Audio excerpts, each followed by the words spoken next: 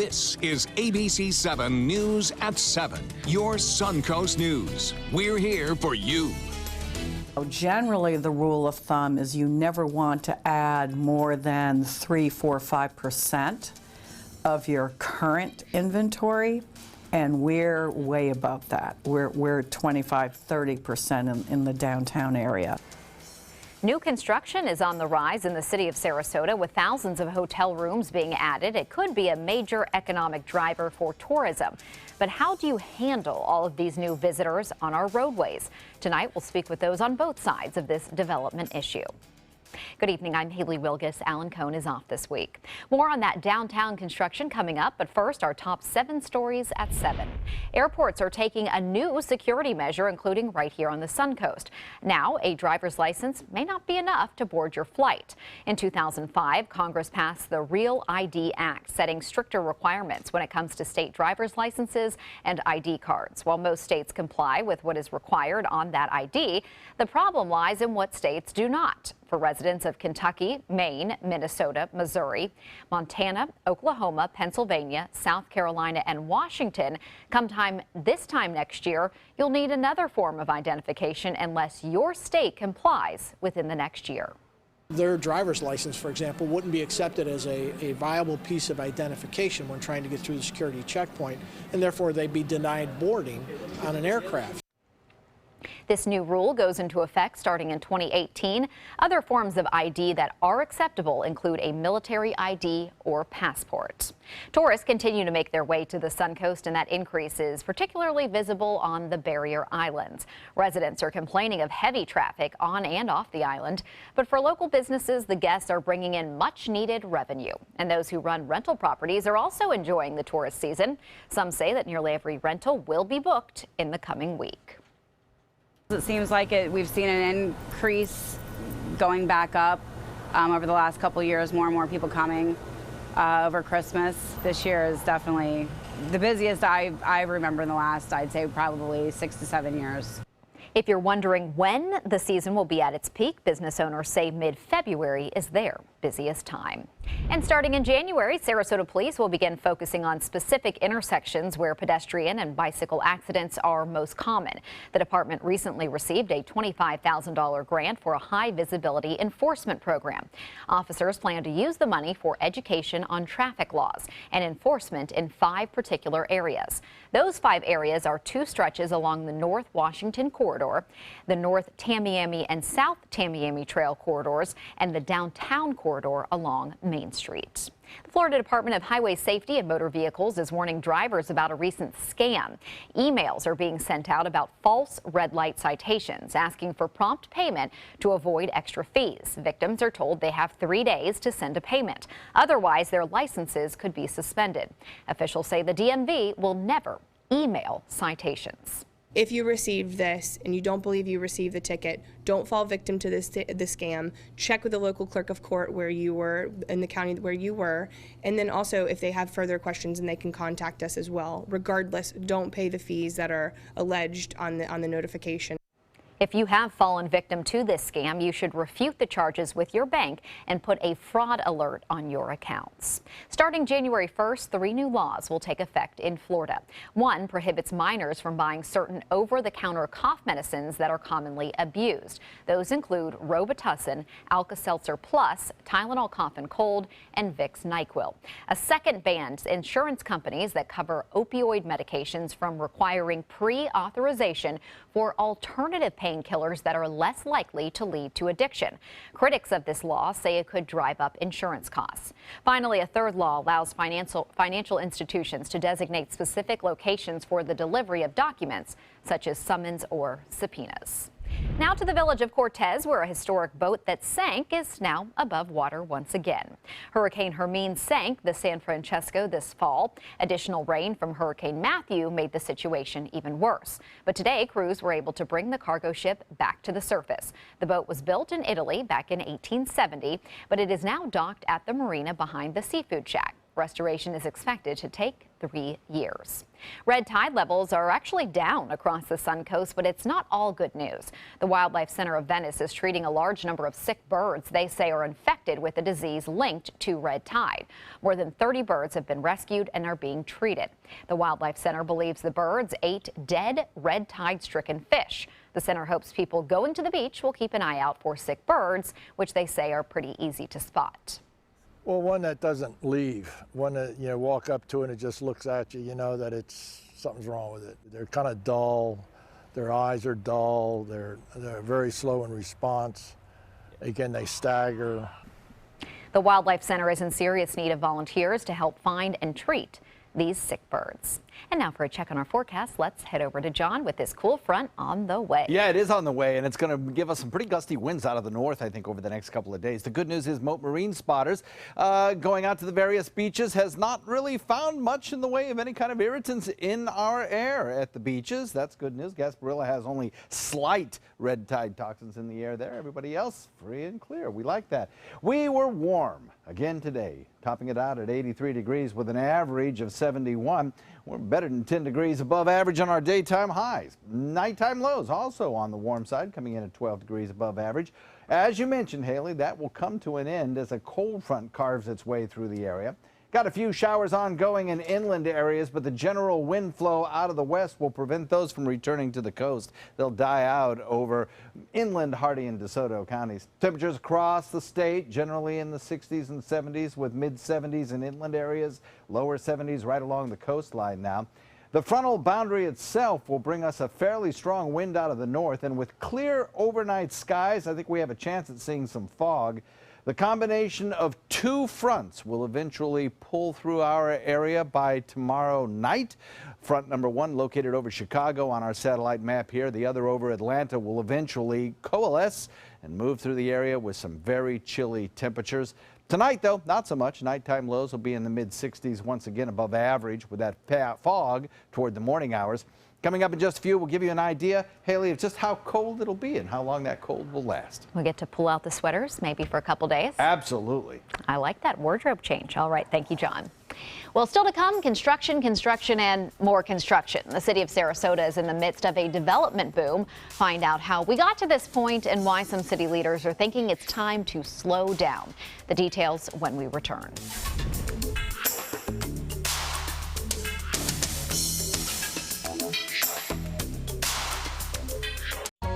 You're going to need me.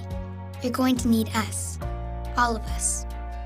You're going to need our help with your water, your air, your food. You're going to need our determination, our compassion. You're going to need the next generation of leaders to face the challenges the future will bring. And we promise we'll be there when you need us.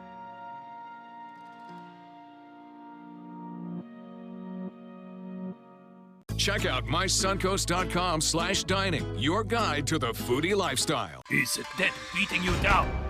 You need discipline. You need the Debt Ninja. If you owe $10,000 or more to the IRS, you could be facing wage garnishments, levies, liens, property seizure, cancellation of business license, closure of business. The Debt Ninja fights your IRS debt. That's why you need the Debt Ninja. The Debt Ninja has found the best companies in the country who are on your side to fight debt. Want to learn if you qualify for the IRS Financial Hardship Program? Stop the IRS from garnishing your wages. Even if your bank account has been seized, if you have undeclared taxes, if you have existing IRS debt, it's not too late to call, so grab your phone now. Call the Debt Ninja at 800-945-0083. That's 800-945-0083. Settle your IRS debt to get the power of the Debt Ninja. Dial this number now, 800-945-0083. Selling your home? Insist on a 3D showcase tour from Gulf Shores Realty. Virtual tours are flat and boring and look more like a slideshow than a tour. A 3D tour from Gulf Shores Realty is like actually walking through the home without the drive. Get instant access to your next home from any device. Multiple views give homebuyers a perspective like no other. For a limited time, mention ABC7 and Gulf Shores Realty will provide a complimentary 3D tour with your new listing.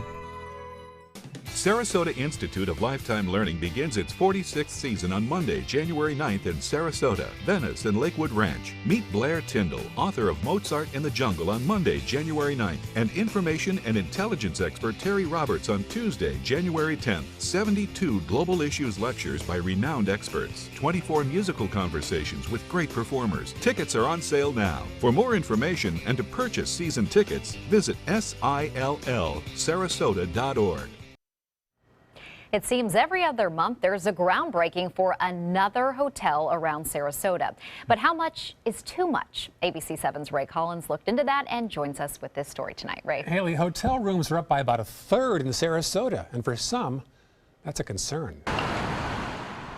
Construction has clearly returned to downtown Sarasota, and many of the projects are hotels. This and this are sure. This one's pretty likely. Virginia Haley is president of Visit Sarasota County, and she keeps a close eye on hotels. She can also tell you why there's been a boom in the area. And all of a sudden, about 3 years ago, you had the easiest financing for hotel projects ever. And that's when we started to see the announcements of the different hotel projects. And the projects range from 18-story high-rises like this Embassy Suites to more modest hotels like this one in the Hilton family. Add them all up, and Sarasota is going from about 2,000 hotel rooms to about 3,000 hotel rooms. Now, generally, the rule of thumb is you never want to add more than 3, 4, 5% of your current inventory, and we're way above that. We're 25, 30% in the downtown area. Those are a lot of rooms to absorb in a fairly short time. Is that concerning? It's very concerning. And she's not the only one concerned. I would like to begin asking for occupancy studies and things that sort of provide evidence that, this is going to be a solid investment for these groups. Sarasota City Manager Tom Barwin says he's concerned about how much traffic the city can take. And he even went as far as to mention the M word. Listen. But I have been thinking about asking the city attorney at what point can we take a pause and look into moratoriums on certain portions of the growth and development that we're experiencing. I don't think there's any need for any action like a moratorium because the marketplace has already done that. You have a lot of hotel projects that were announced that are already off the books because they're not going to be able to get the financing. Haley says the free market system and loan officers tend to know when enough is enough. For her, too many hotel rooms can reflect poorly on a visitors bureau. Believe me, when the hotels are not doing well, the first phone to ring is mine right over there with the owners wanting to know what we're doing filling those rooms. So she says efforts are underway to make sure more groups and conventions come to Sarasota. Haley. Well, thank you, Ray. When we return, we'll debate the pros and cons of urban growth during our roundtable.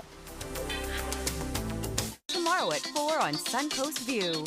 I'm Joey Panic on Suncoast View. It is a new year and a new you when we get eating healthy tips, plus a Suncoast artist, Florida Studio Theater, and Blue Mangrove Grill in the kitchen.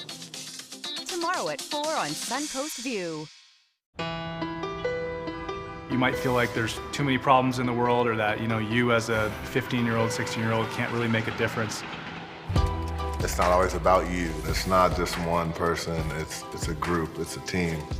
Just that simple act is transforming someone else's life. It's one of the best feelings in the world. It'll just make you feel so good about yourself. I'd do anything to convince you just to be a part of this.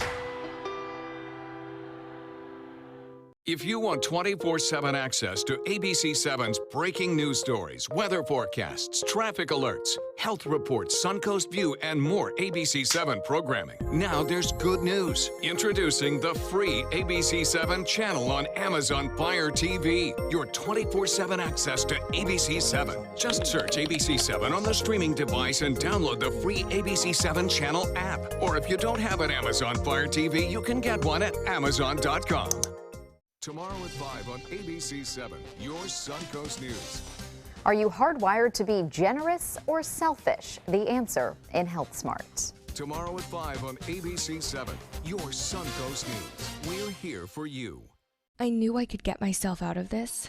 I just needed some hope. and some help. I took the first step to recovery when I made the call. If you're depressed, drinking, and using drugs, you may need help. And the Affordable Care Act guarantees coverage of substance abuse. Call the Addiction, Hope, and Helpline now for a free assessment. I had problems just getting to sleep, drinking and using pills every night. I feel like I'm losing control. I'm afraid I'll lose my job or even my family. Are you losing hope? You can recover and get back on track. Call now for hope and help with proven, gentle recovery programs. I never thought that I could be somebody who didn't drink and use drugs. I have something to hold on to for strength. I'm in recovery, getting the help I need. Call the Addiction, Hope, and Helpline now for a free assessment with someone who cares. Call 1-800-764-8708. That's 1-800-764-8708. Welcome back. If you've driven through downtown Sarasota, you've seen the construction, but how much is going on? Right now, more than 1,400 condo units are under construction in the city. Around 1,000 hotel rooms are also being added. Over the past fiscal year, Sarasota's tourist development tax, or bed tax, brought in a record $20 million. Joining us for more on downtown development is Virginia Haley, president of Visit Sarasota County, Kevin Cooper, president and CEO of Sarasota Chamber of Commerce, and Kate Lohman. She is on the steering committee for the Sarasota organization STOP. So thank you all for joining us tonight for this roundtable. First of all, I just want everyone to share their opinions to kind of a baseline as to how you all feel about all of the construction. We'll kind of just go down the table and just let us know overall your first thoughts about what's happening in downtown Sarasota. We'll start with you, Virginia. Well, I think one thing that is encouraging is that we're finally seeing some growth in our hotel rooms after 15 years of losing hotel rooms. We lost almost 600 rooms over the last 15 years. Many hotels were demolished. Everything from the old Half Moon Beach Club on Lido to some of the Best Westerns on the North Trail. So it is nice seeing it in the positive direction. And I think we have to remember the incredible economic impact that these hotel properties will be bringing to all of us. And the fact it's year-round business. It's not just season. Yeah, I think it's worth remembering that development does kind of come in spurts, and it really is a stars aligning type of moment where the market demand is in place, the financing mechanisms are in place, the land availability is in place, the zoning codes are right. Everything kind of aligns very well for this to happen, and so right now is a good time when those things are aligning and development is able to take place. And you have to remember, for 10, 12, 15 years, we did not see development happening. It was not taking place. So sometimes I think, you know, if this were happening incrementally over time, it wouldn't be so noticeable, but the fact that it comes in kind of these development spurts makes it a lot more noticeable, but that doesn't make it any more impactful. It just kind of happens less incrementally over time and more in short spurts, but it's a good thing when these stars align. Well, STOP doesn't have a position on growth either for it or against it. I think what we're concerned about is that when there is growth, that it be quality growth. And when we see development happening in the city, we want to retain the high quality of life that really brought a lot of us here in the first place. And I think a lot of people are concerned that maybe we're not doing such a good job at preserving some of that quality of life factor. Right. And now, Virginia, one of the things we talked about in Ray's story was that so many of these projects were approved. So what is the process, if we could talk about that a little bit, the process for getting the green light to move ahead, and why was it that so many were approved? Sarasota really rebounded during the economic downturn. Sarasota County increased the amount of tourist development tax that was used for promotion, and we were able to get the word out successfully about Sarasota and in turn create that demand. Now, hotels don't just get built.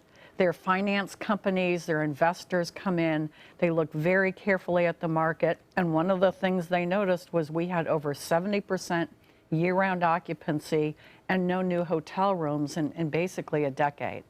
So that created that kind of demand that allows these projects to get financed and move forward. Now we're seeing a bit of a slowdown in that, but certainly with that strong demand we saw 5 years ago leading up to it, you see the results. And what's the process that they have to go through, those developers, as far as getting approved through the city? I am not as familiar with that. Once they meet that mark of being able to obtain financing, then it does become a land use process with the city of Sarasota. We're not directly involved with that. Now, Kevin, you would probably point out that a lot of people approach the city or approach you all and want to develop here, but not all of these projects either A, get the financing, or B, get approved. So it's not just that every single project that comes in ends up being constructed.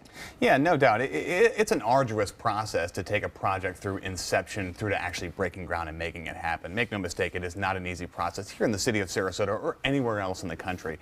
There's a lot of layers of legislative process that goes through into making sure zoning codes, for example, are in place that allow you to do what happens. And zoning code is kind of a give and take process. What it is there for is to protect, let's say, from a residential unit being next to a glue factory that might have noxious odors or smoke and some problems there. But the give in that process is to lay the clear groundwork for what can be done with land. And so when development looks at an area, they see, what can I do with this land? What are the possibilities? And that's what kind of starts the ball rolling. But it can be a very lengthy, costly process for someone to bring a development through to fruition. And so to be certain, we're not seeing more than half of what is conceptualized actually coming through to fruition. And what is coming through fruition is what is in the code, what is asked for, what was clearly laid out as possibilities for the land. So there's no real need to legislate market demand or questions about that. That'll work through the market. What we need to focus on as a community is, hey, where do we want things? How do we want them structured? And that'll work itself out. All right, well, we have much more to discuss with this topic of conversation. We'll continue in a moment, and when we return, we'll also have a check on our forecast. It's been an emotional time politically and socially this year. But during a season when hearts are a little more open to love, we want to talk about good things to believe in. We believe in teamwork and building trust. We believe every cloud has a silver lining. We believe in treating everyone with respect. We believe in being kind, no matter how busy the day is. We hope you believe too. Happy holidays from ABC7, your Suncoast News. Every child follows a path in life. For many, that path will lead them to a door that gives them a place to grow, to learn, to belong. A place to forge their future. Because while many doors open, these doors transform. They did for us. Support your local Boys and Girls Clubs. Great futures start here. At ABC7, it's all about being here for you. ABC7 News at 7 with award-winning investigative journalist Alan Cohn. In-depth reporting and debate on important issues and stories in our community with a featured topic of the day and a live roundtable discussion with community leaders and newsmakers. Plus a quick recap of the day's top stories and weather. ABC7 News at 7 weeknights. Now more than ever, we're here for you, Suncoast. Are you paying too much for your cable or satellite TV? The U.S. government passed a bill mandating free over-the-air digital transmission of all broadcast network television channels. That means with the new TV Freeway digital antenna, you can get free HD programming from your favorite broadcast networks 24/7 without a bill. You just plug it into the back of your TV and start watching all of your favorite broadcast programs for free. There are no contracts to sign, no hidden fees, and no monthly fees. Just free HD broadcast TV. Take it with you anywhere. Call or go online now to get your TV Freeway stick for the incredibly low price of only $14.99.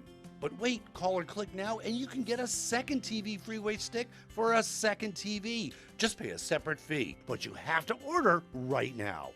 Call 1-800-809-5196 to get your TV Freeway. Call now or go to tvfreeway.com. So call 1-800-809-5196. This offer's not in any store. Call now. 650. Our discussion of downtown development continues in just a moment, but right now let's get a check on our forecast from meteorologist John Scalzi. Haley, thank you very much. Nice night, actually, with temperatures currently at 71 degrees. We have a dew point of 65, so it's pleasant as you walk out and about. Enjoy the streets of Sarasota, maybe downtown Bradenton or Venice, Punta Gorda, anywhere you want to go. The weather is cooperating at this hour. However, by dawn tomorrow, that dew point value of 65 will probably lead to a little bit of patchy fog around the area, particularly in inland locations where some of that fog could actually be dense. So we'll watch for that. It'll be the last morning this week when I think we'll have a chance at seeing some of that fog forming. 75 in Wauchula, 76 Arcadia, 75 Myakka, Parish at 74, Bradenton at 73, so's Lakewood Ranch. Venice at 71, so's Inglewood, Sarasota, as I mentioned there too. And down to the south in Northport, we've got 74 and 73 in Punta Gorda. Watch across the area as these showers that popped up on that westerly wind flow begin to decrease in number and basically just fade out. We'll have a mostly clear overnight tonight with no chance of rainfall. The next chance of rain actually comes tomorrow night with a cold front that'll be approaching the area, and that cold front is going to be a pretty strong one.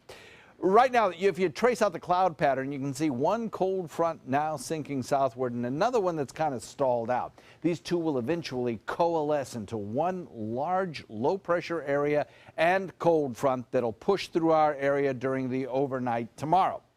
It will bring a chance at a shower, but only about a 20% chance, as the moisture over the state of Florida is kind of lacking. But if we get lucky, some places will see maybe a quarter-inch rainfall. Maybe. We'll see how it plays out. But this low-pressure area is going to be a strong one. And in fact, it's going to produce some very gusty winds out of Canada across the Great Lakes, leading to snowfall totals that'll probably top out in some upstate New York and down east Maine locations of about 17 inches. That colder air will be drawn southward with that front moving through our area. When you wake up Friday morning, temperature will be about 20 degrees cooler than it was just a day ago. So a big change coming up. Warm for about 36 hours, though. Tomorrow will be fine. I think we'll have above average temperatures once again. Then breezy and cool tomorrow night. And when you wake up on Friday, our nighttime low will probably be closer to the mid-50s or so. And our daytime high probably only topping out in the mid-60s or even low 60s. Tonight, northwest wind will be at about 5 knots. We'll look for that wind to turn a little more westerly as we head into tomorrow afternoon. And boaters should pay attention to those winds, particularly on Friday, as they could elevate to the area where you'll probably need some sort of a small craft advisory. 2-foot seas, light chop tomorrow. Be a nice day on the water with a water temperature of about 72. Probably watch those water temperatures stay fairly warm, as this cold snap won't last long. Yes, it will be cold on Friday, but for the ball drop Saturday night, should be nice. The temperatures will rebound pretty quickly, and we'll have a low of about 65 for the ball drop. We'll be right back. On your TV, on your computer, on your camera, on your smartphone, on your Apple Watch. And now you can get ABC7, your Suncoast News on Fire TV. Just go to mysuncoast.com and click on the mobile tab for a list of fast and free downloads that deliver ABC7, your Suncoast News on the go. At SWC Properties, we pride ourselves in providing to you the very best in customer satisfaction, and the secret's getting out. Maybe that's why so many people have chosen to list their homes with our friendly and qualified agents. After all, it only makes sense to list with a growing agency that markets in so many places. To list your home with SWC, give us a call at our office and ask for Kimberly King.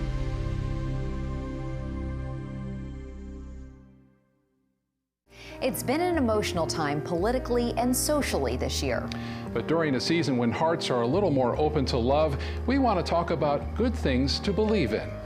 We believe in teamwork and building trust. We believe every cloud has a silver lining. We believe in treating everyone with respect. We believe in community involvement. We believe every person has a story. We hope you believe too. Happy holidays from ABC7, your Suncoast News. Designers do it with style. Tell me what's going on here. Why, you don't like my hair? The Mark and Mandy Show. In-depth design ideas. What is up with the tuck tape here? Let's cover it up. Amazing beauty and fashion tips. So Halle Berry has amazing skin. Her secret is coffee grounds. No. Delicious recipes. Today, I'm going to show you a special dish that is sure to please that special someone in your life. Watch the Mark and Mandy Show right here on your favorite channel. Looking for something fun to do on a Friday night? Then come to Music on Main, the first Friday of every month at Lakewood Ranch. Enjoy free live music, dancing, great food, and lots of fun for every family member, even the furry ones. Meet up with friends, enjoy activities for the kids, or make it a special date night. And be sure to stop by the ABC7 booth and say hello. Mark your calendars for Music on Main, first Friday of the month, 6 to 9 at Lakewood Ranch. Brought to you by ABC7 and these sponsors. Welcome back. If you're just joining us, we're discussing the new hotels being built in downtown Sarasota. Our guests tonight are Virginia Haley of Visit Sarasota County, Kevin Cooper of the Sarasota Chamber of Commerce, and Kate Lohman of the organization STOP. And Kate, I want you to briefly tell us, when we talked earlier about the approval process, you said there are some issues that your organization would like to infuse into that process that are not there now. Can you explain some of those? Sure, I'd be glad to. 13 years ago, the city of Sarasota adopted a new system for approving projects for the downtown area. And it's called administrative approval, which basically means that no matter the size of the project, if the project meets the code, it's approved by city staff. And there's never any public hearings, there's no votes by the city commission, so that even a project like the size of the View never had any public hearings. And we really believe that the city should go back to the system it used to have, and which it actually still has outside the downtown, where you do have public hearings for large and intense projects. And the idea is not somehow, that you're going to stop these things, because as you were saying, there is a code about what can be built and so on. But if you have the conversation between the developer, the city, and the public about what people's concerns are, what their expectations are, then there's room for, often there is room for certain adjustments that make everyone happier. And right now there's no mechanism for those discussions to happen. And Kevin and Virginia, your thoughts on possibly changing that to a public hearing method? Well, ultimately, the mechanism is the zoning code. Zoning codes, since their inception in the United States and New York City back in the 1916, they were always intended to be predictable, fair, equitable, and cost-effective. And if you want to infuse public opinion into what should be built, how it should look, how it should feel, architectural standards, the zoning code is the place for that. And so administrative approval is just a way to create that predictability, the fairness, and the equitability of what goes on inside a community. So there's really no need to inject any further piece in that aside from the administrative approval. Once you're in that rubric and you look at the zoning code and you've created that roadmap, you've created the rules of the game. There's no reason to change the rules in the third quarter. You know it going in, and that's what creates investment and interest in the community, is that predictability, that roadmap, that clear and definable rules and systematic setup whereby investment knows it can work. Otherwise, it's kind of a black box. You don't know the inside of it, and no one wants to be involved in that game. So where is the in-between, though, if there are people out there watching saying, we feel like our opinions aren't being heard. We live here, we've lived here for decades, and we see the aesthetics changing, and we feel like we have nowhere to go to voice our concerns. Yeah, Andres Duwani, who is intimately involved with the implementation of the current zoning code in the city of Sarasota, is widely respected amongst planners in the industry. And if there is a process in place to change the zoning code, and if that's what people want to do, if that is what the community wants reflected in the future development, then there are processes in place to already do that. You don't need to create new processes to change it. Change the zoning code, go forward with that, and you won't need to worry about it. It'll be, again, clear to both. And the whole idea of it is that there's transparency for the stakeholders, both on the residential community side, but also the development and investment interest. It creates a fair and level playing field and transparency for everyone involved. And Virginia, you pointed out in Ray's story that we should only be adding 3 to 5% of our current inventory, but we're right now at 25 to 30%. Where do you see that going? Do you see that having an effect with hotel rooms that aren't being used? Is that going to be a problem?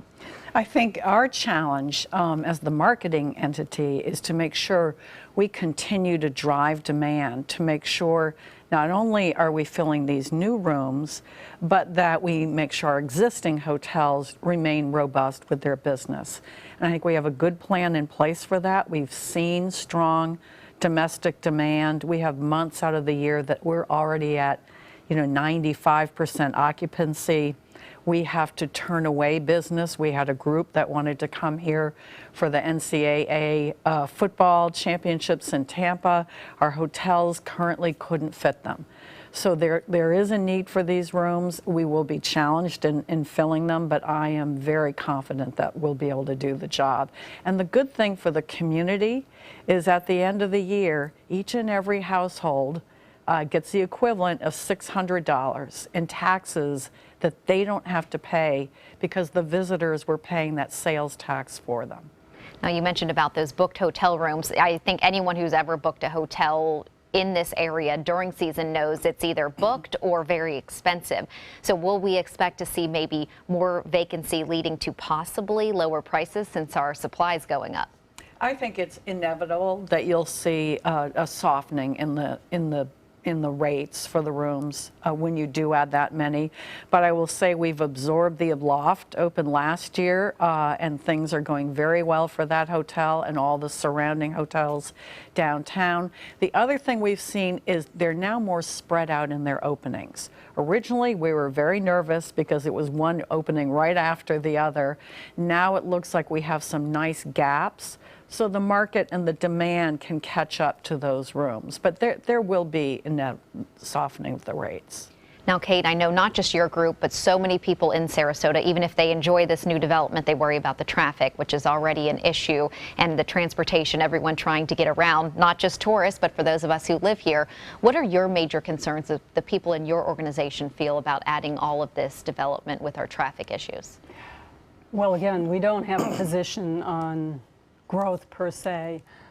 We have argued that the city of Sarasota should put greater effort into making sure that the numbers that go into its traffic studies are really accurate, and also that the city should be looking at overall traffic issues. You know, right now there's a lot more focus on a project by project traffic study, but when you add them all up, where are we there? So we have asked the city to do a citywide network traffic study, and we're hoping that they'll do that. If I could I go back to the zoning question for a minute? Because I wanted to say that one of the problems with the administrative approval system is that there's no organic way for the zoning code to change, because there's no place for people to really be talking about the issues that concern them. And STOP really just started in the fall, and we already have like 7 neighborhoods endorsing us. Why? Because they're concerned about some of the things that they see, and there hasn't been any mechanism to talk about those issues. So I really think that that any zoning code has to evolve over time, especially when you're looking at infill in a city like ours. And there needs to be a place for people to participate. And Kevin, do you have any further response on that? Sure. I mean, there is a place to participate. It's called City Hall. You have 5 elected commissioners. 2 of them are at large, 3 of them are by district. There is very clearly a place for the people to voice their concerns. They elect them on a rolling 2-year basis by whether they're the at large or the by district commission. So the concept, with all due respect, that there's no place to voice concerns is unfounded. There are elected officials that set policy in this community. They can more than aptly direct staff to bring changes to the zoning code at any point in time. There's no moratorium on changes to the zoning code. It happens all the time, whether it be at the planning board because people apply for it. It can also be city-initiated changes to the code. So there's a place for that. It already exists. It has since the inception of the city. And I both think you will agree that contacting your commissioner is not a bad idea in any of these cases. Right. Well, we're going to take a quick break, and when we return, we'll have our final thoughts from our guests, plus what some of our viewers are saying about the ongoing issues with red tide. We'll be right back. Are you a food lover, restaurant goer, or home cook? Then check out My Suncoast Dining on mysuncoast.com, your guide to the foodie lifestyle. ABC7's own Chef Judy serves up her favorite recipes, cooking tips and trends, dining blogs, and helpful step-by-step videos. And you'll love the restaurant guide with direct links to your favorite Suncoast eateries. Whether you're cooking in or dining out, whet your appetite with tasty tips from Chef Judy at mysuncoast.com/dining. It's time to upgrade your favorite news app. Now, ABC7's My Suncoast News app is better than ever with a dynamic brand new design that's faster and easier to use. Stay connected with new features that make it easy to submit photos, share stories on Facebook and Twitter, and save stories for reading at a later time. Download our free My Suncoast News app on your mobile device at your app store. ABC7's all-new My Suncoast News app. Just another way we're here for you. Powered by the Eye Associates, providing sight for life. It's been an emotional time politically and socially this year. But during a season when hearts are a little more open to love, we want to talk about good things to believe in. We believe in service and making a difference in others' lives. We believe in hearing the other point of view. We believe in being kind, no matter how busy the day is. We believe in finding the laughter in every day. We hope you believe too. Happy holidays from ABC7, your Suncoast News. Tomorrow at 4 on Suncoast View. I'm Joey Panic on Suncoast View. It is a new year and a new you when we get eating healthy tips, plus a Suncoast artist, Florida Studio Theater, and Blue Mangrove Grill in the kitchen. Tomorrow at 4 on Suncoast View. The official Suncoast Storm team at ABC7. We're here for you. Christmas Traditions by Lux Art Silks, where more is merrier. Make your holidays sparkle with style. Browse our amazing showroom, cute collectible cottages, and beautiful Christmas displays. Find the inspiration, selection, and quality you need to deck the halls merry and bright. Christmas Traditions also features the area's largest selection of quality pre-lit Christmas trees, every size, shape, and color, and plenty of decorations to make your home shine for the holidays. Christmas Traditions by Lux Art Silks, where more is merrier. Visit us on New 301, just a quarter-mile north of University Parkway. Welcome back. The city of Sarasota is approving new projects at a rapid pace. Will it be an economic boon for the downtown community, or could there be some unintended consequences from overdeveloping? Our guests join us for their final thoughts. And Virginia, we'll start with you about what you see going forward, because the truth is these projects are being built. We're not taking them down, but where do we see this going for our economy? I think this is the best news for our economy. It's a wonderful New Year's present for the city of Sarasota. Visitors pay their own way in terms of the revenue that they generate for a community. So I think it's a nice way to have business that's year-round in this community. It will help the restaurants stay open in the summer. It will provide a greater audience for our arts groups and new programming for our cultural groups. So I think what we have going on in the city of Sarasota right now is fantastic. And Kevin, your final thoughts on where we're going from here? Yeah, I think it's a great validation of the quality of life that we do have in the city of Sarasota and in the general Sarasota region as a whole.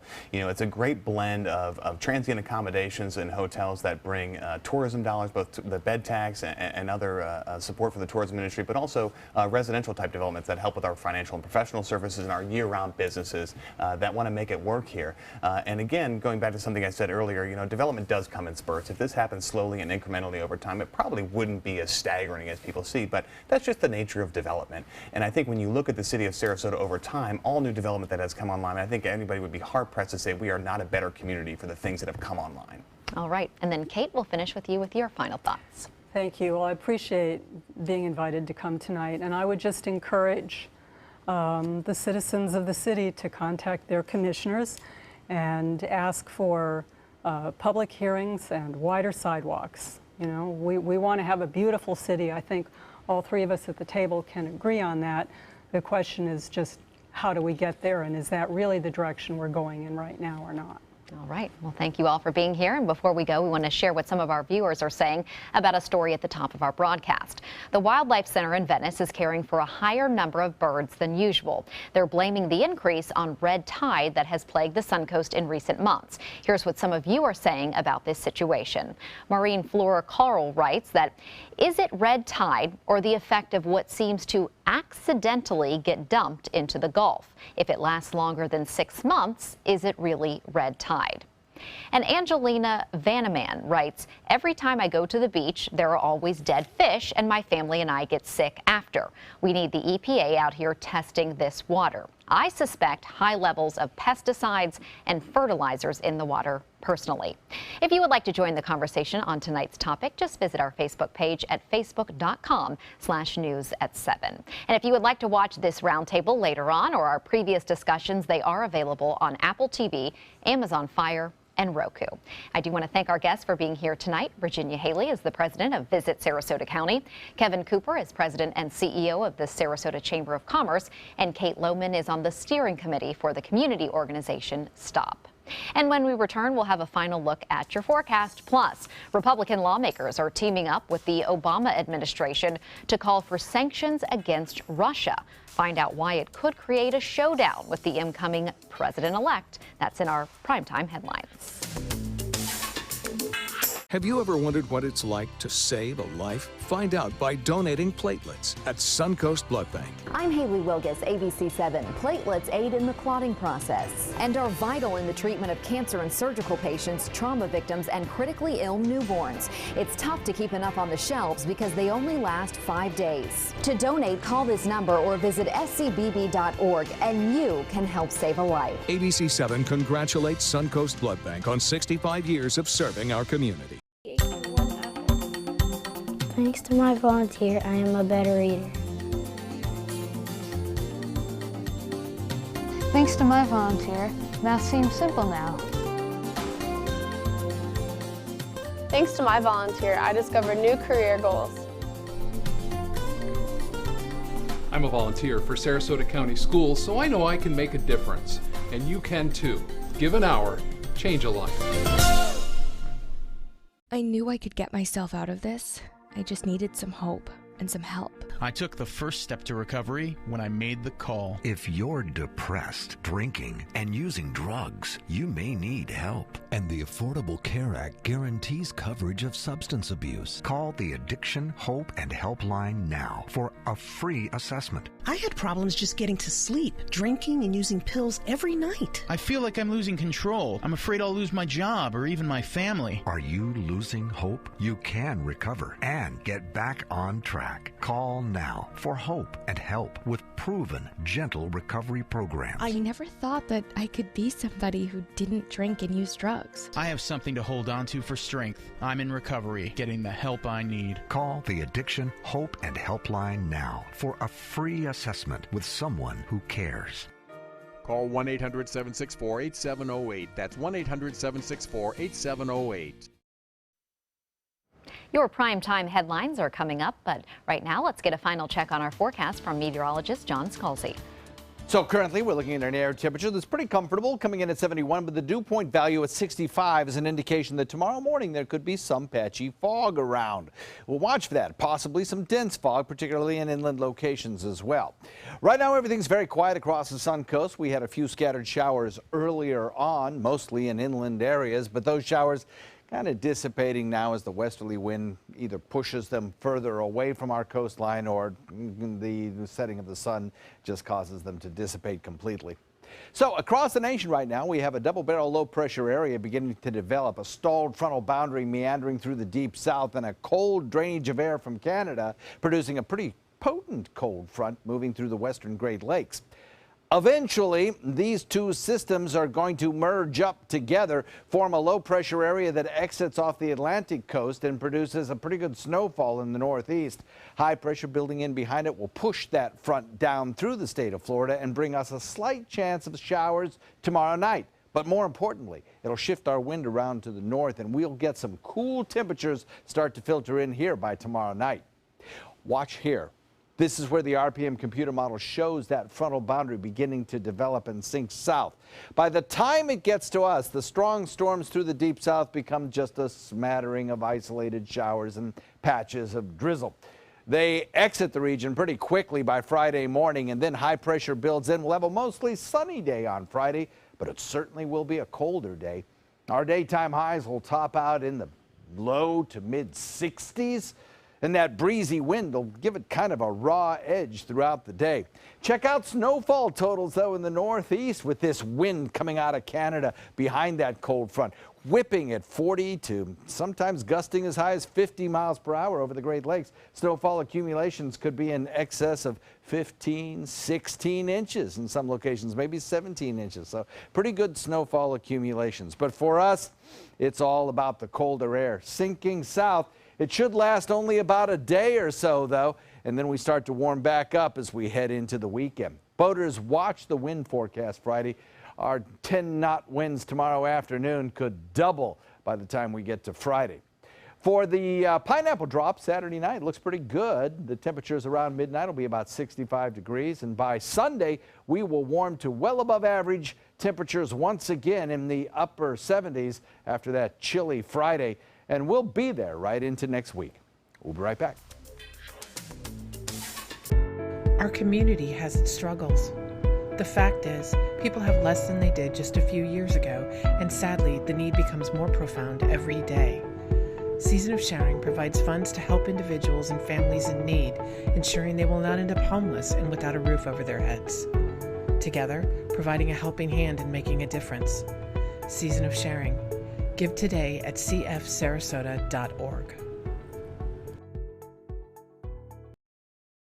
It's been an emotional time politically and socially this year. But during a season when hearts are a little more open to love, we want to talk about good things to believe in. We believe in service and making a difference in others' lives. We believe in hearing the other point of view. We believe in being kind, no matter how busy the day is. We believe friends and family are the best recipe in your kitchen. We hope you believe too. Happy holidays from ABC7, your Suncoast News. All hands on deck. What's up? I want to point out 3 tips for using the home computer more safely. Point away. First, stop.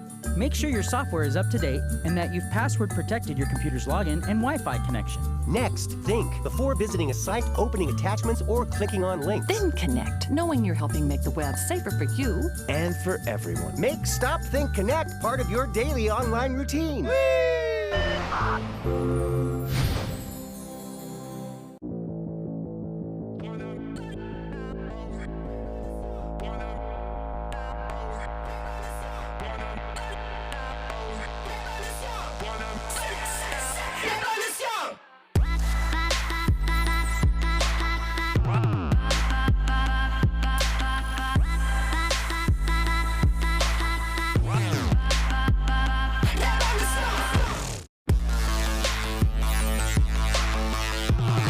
Tomorrow at 5 on ABC7's Good Morning Suncoast.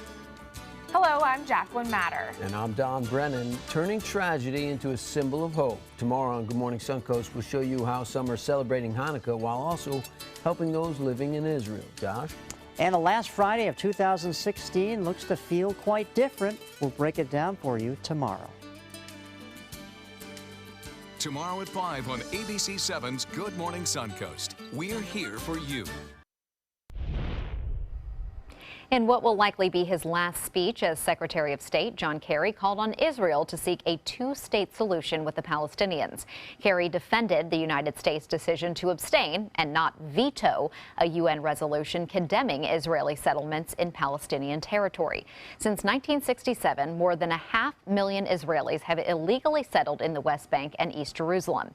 Kerry insisted that the UN's resolution is in line with American values. He says a two-state solution is the only way to bring peace to the region. The two-state solution is the only way to achieve a just and lasting peace between Israelis and Palestinians. It is the only way to ensure Israel's future as a Jewish and democratic state. Ahead of Kerry's speech, President-elect Donald Trump weighed in on Twitter, saying, "We cannot continue to let Israel be treated with such total disdain and disrespect. They used to have a great friend in the U.S., but not anymore. The beginning of the end was the horrible Iran deal, and now this UN. Stay strong, Israel. January 20th is fast approaching." Trump is also rejecting the idea that Russia interfered in the U.S. election. This despite reports from U.S. intelligence agencies, the CIA and FBI, that Russian President Vladimir Putin oversaw hacking to help Trump win the White House. Republican lawmakers, along with the Obama administration, are now preparing to bring sanctions against Russia. An announcement on those sanctions is expected sometime this week. New developments tonight in the death penalty trial of Dylan Roof. Roof says he won't submit any evidence to try to spare his life. Earlier this month, he was convicted of killing 9 people at a black church in Charleston. Roof has chosen to act as his own lawyer, but he does have until opening statements to bring back his attorneys. Roof's sentencing trial begins next Tuesday. Now to Arkansas, where a piece of technology could be key in a murder investigation. The Amazon Echo personal assistant is marketed as always being on, and that's exactly why police want it. Investigators suspect it may have recorded what happened moments before Victor Collins was found drowned in James Bates's hot tub last year. Bates is the main suspect in this murder, but his attorney says turning over the Echo is an invasion of privacy. Bates's father says his son is innocent. It has felt like I have had to continue to work hard in the arena of proving that something didn't exist. I completely know that he is innocent. Amazon did hand over Bates's account details, but so far Amazon has declined to give police the voice recordings. Tributes to Carrie Fisher are happening all around the world. Known by most as Princess Leia in Star Wars, fans of the iconic actress are remembering her for who she was on and off screen. ABC's Danya Backus has this story. As fans of Carrie Fisher continue to process the news of her death, I was stunned. They also can't help but to share why they fell in love with her. She was amazing. I mean, first she was Princess Leia, but then she was Carrie Fisher. You know, she was a role model for people with messed up lives. Known by the world for her role as Princess Leia, her influence spread well beyond Star Wars. I grew up going to that movie. I saw the first one in the theater, and it just makes me sad. I thought she was a really smart woman, feminist, said what she was feeling and thinking, fought for mental health issues, so loss all around. Tributes to Fisher are happening across the country. In San Francisco, at Lucasfilm headquarters, a statue of Yoda looks down upon the messages left by her fans. And in Hollywood, we've seen fans walking around and talking about her and having flowers, but no real place to actually go and set them down and pay their respects for her. Fans looking to pay homage to the actress, surprised she doesn't have a star on the Walk of Fame. We wanted to just create something where they can do that. So they gave her one.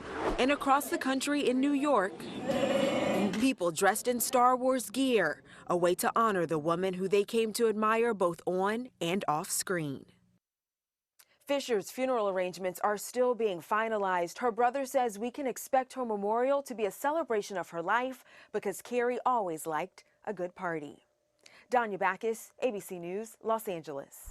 And developing tonight, only a day after her daughter's death, Debbie Reynolds is now in the hospital. The Los Angeles Times reports the 84-year-old actress had complained of breathing problems.